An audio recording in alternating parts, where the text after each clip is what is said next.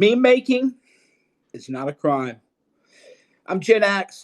If you can't tell from the wonderful fashion sense, I'm a Gen Xer, and there was always a sticker. Skateboarding is not a crime, and we're very much in that world where meme making is not a crime. I went through and read the complaint, and just as a lawyer, I cannot believe literally cannot believe what I was reading. So for those of you who don't know, Ricky Vaughn was a meme guy who posted some pretty dodgy stuff that ultimately got him banned. So I'm not here to defend, some of the offensive stuff that he had posted. I'm not here to be the cop of what's acceptable political discourse. But if you were around at that time, that there were some offensive things posted, but he wasn't indicted for posting offensive content or for posting quote unquote hate speech. I read the thing. He was indicted because he created a meme that said Texas phone number to vote for Hillary, to vote by text. And according to the criminal complaint, 4,900 people texted that number. Okay. As a lawyer, I went through and read who texted it. I read all the stuff. Well, one of the people who texted it was BuzzFeed, right? So BuzzFeed texted the number just because they were trying to figure out what this whole thing was. So there's not actually any. By the way, am I glitching out? Are we glitching out here? We've been really having a terrible time with the scope lately. The Periscope has just been a real predicament. So if you texted the number, which BuzzFeed did, then you were told, hey, this isn't a real advertising campaign. To sign up for the real Hillary Clinton campaign, go here. Right? So we got multiple layers. One is they claimed that Ricky Vaughn denied people their right to vote by creating a meme, and the meme tricked people into not voting in the ballot. They have no proof of that. All they have is proof that 4,900 people texted that. Well, we know that at least one of the people who texted that was Charlie Warzel of BuzzFeed, right? So we already know that at least some of the people who texted that phone number weren't actually trying to vote. It was journalists. It was people on the internet who saw it.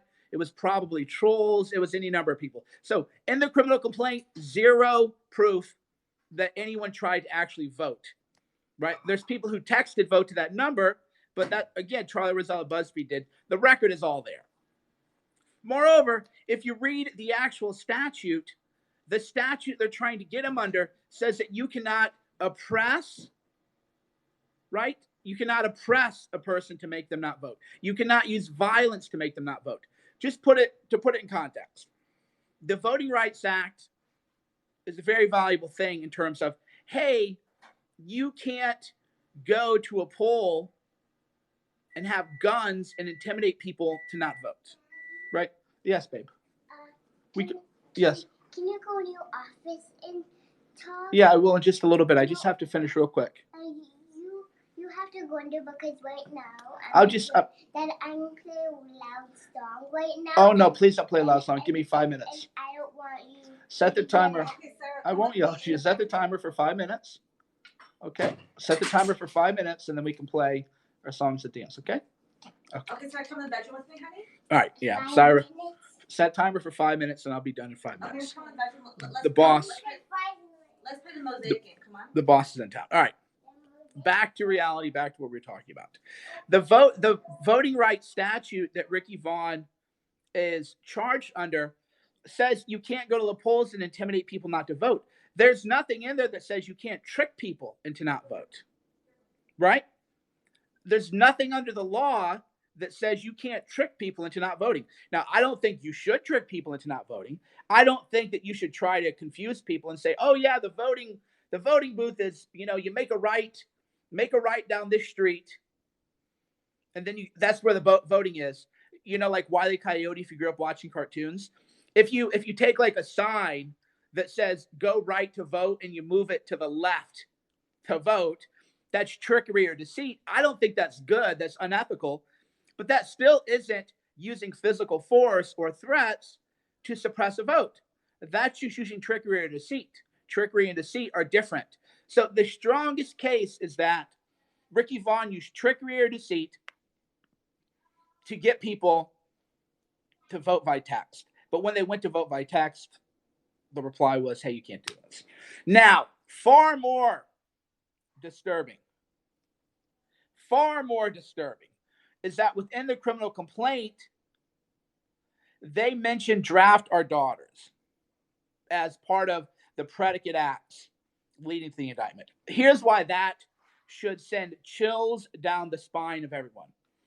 Hillary Clinton, if you remember, okay, so backstory. What is draft our daughters? Did you know that men and only men have to register for selective service when they're 18? How many people knew that? Yes or no? Men and only men have to register for selective service when they're 18. Selective service is a draft, right? So as of right now, only men have to register for selective service. A number of people have said, hey, wait a minute. Feminism means equal rights.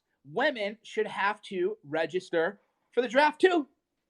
Yeah, most people, I'm not going to say most, but a lot of people don't know if you're a man in this country, you turn 18, you have to register. They call it selective service. You have to register for the draft when you're 18. Most people are just, oh, you got to register for you're registering for the draft. If you're a man, you have to do that. But if you're a woman, you don't have to. That's actually been challenged in court before, in the Supreme Court, did some trickery and said, oh, that's okay because gender-based discrimination is subject to a lower level of constitutional scrutiny than other types of discrimination. Whatever. Women don't have to register for the draft. They should have to. Hillary Clinton was asked, hey, Hillary Clinton, you're the feminist.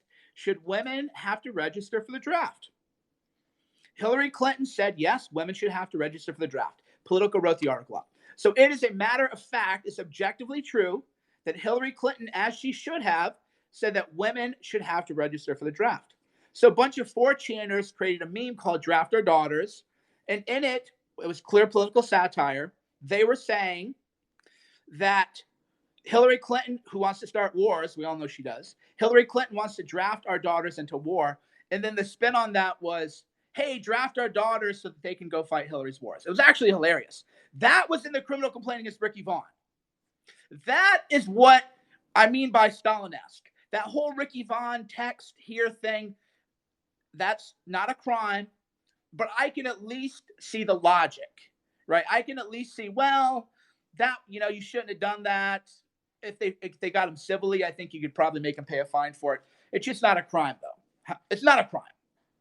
But at least you can kind of say, well, he tricked people into not voting, even though trickery isn't oppression under the statute. It's still trickery. It should be a civil case, but you can kind of see the logic. Draft our daughters. Hillary Clinton's truthful position was that women should have to register for selective service. Right? So draft our daughters is so clearly protected speech, so clear that it's not even debatable. But that was included in the complaint against Ricky Vaughn. That means that they're on a headhunt. This is the Hatfield and the McCoys, whether you like it or not. If you supported Trump in 2015 and 2016, you are part of their little blood feud. The idea that draft our daughters would serve as a predicate basis for any crime at all, when it's truthful commentary, truthful political speech, here's how bad it is, right? There's a guy, Ken White, who claims he supports free speech. Popat, he's a grouchy guy. Ken White is such a coward, though, because his audience is all radicalized SJWs, and Ken White, as a white man, doesn't have any woke credentials, said, oh, this Ricky Vaughn case raises interesting and complicated issues. That's code, right? Ken White, who lives in fear, Popat, who lives in fear of his own audience because he's a white man and he's afraid that they'll go after him for something. He said, oh, this raises complicated, interesting issues. That's spin for saying this case is bullshit, but I can't say that because then I might get canceled, because if you're a white man and your audience is primarily far left wing, you can't actually tell the truth. You have to use weasel words. Oh, it's complicated. It's actually not. It's not complicated. It's not complicated. Draft our daughters is not in any reading of the Constitution a First Amendment protected. Rather, it is First Amendment protected. There's no reading of the Constitution where draft our daughters would not be included. It's truthful political commentary, amped up. Are political cartoons now disinformation? You can't do political cartoons now. So everybody who does a political cartoon of Trump, now that's election disinformation. That's what they're trying to do here. That they included that draft our daughters thing. And that's where I said, oh, this is lawless. This is Stalin. They're going to try to throw everyone in the gulag. And I won't be surprised if they don't try to throw me into the gulag. Because when you read this, you realize the boys are back in town, or the girls are back in town, however you want to say it, and they're going after anybody that they viewed as having helped Trump win, and as anybody who didn't help Hillary. Carpe Donktum, anybody. Anybody who's ever made a political meme, normie political people, anyone who's ever made a political meme, they want to throw into the gulags. This prosecution is without any good faith basis, at least as to the draft our daughters. The text to vote thing also should be thrown out. I think it will be thrown out if you get a judge who's ready to follow the law. But the draft our daughters thing is insane. It is beyond the pale, unconstitutional. The prosecution's unconstitutional. So, by the way, here's how you got to draw the difference to understand this, right? Is it possible to throw someone in jail for defamation, right? Let's just say right now you tell a lie about Mike Cernovich. You say Mike Cernovich stole my bike. Mike Cernovich stole from me. And I would just say, no, I didn't. That's a lie. People actually believe the lie, and now people won't let me come over to their houses. And then I'd sue you. I can sue you for defamation for that. Can I throw you into jail, or rather, can I throw you into jail for that? No. The First Amendment treats speech differently. So for defamation, right, you can be prosecuted in a civil case, but you can't be prosecuted in a criminal case. So if this had been a civil lawsuit against Ricky Vaughn, I would say, well, I mean, this is a little over the line here, right? This is a little dodgy. This is a little dicey. But I wouldn't be that passionate about it. I'd be like, well, it's a criminal, or rather, for a civil case. The case against Ricky Vaughn is criminal. It's not civil. Get your head in the game. They sent FBI agents to arrest him for posting memes on Twitter. That's America. That's America right now. FBI agents were sent to his house because he posted memes that made fun of Hillary Clinton. Not a civil case. This is not the Federal Election Commission's, right? It's not a civil case. While there's liars or shills in here, there's disinformation right now. I'm going to save everyone who's lying in here for engaging in election disinformation, because if you're claiming that this is a civil case, you're engaging in election disinformation. You have all committed felonies, according to the Clinton people in the DOJ. You're all felons now because you lied, right? And you are lying because it's not a civil case.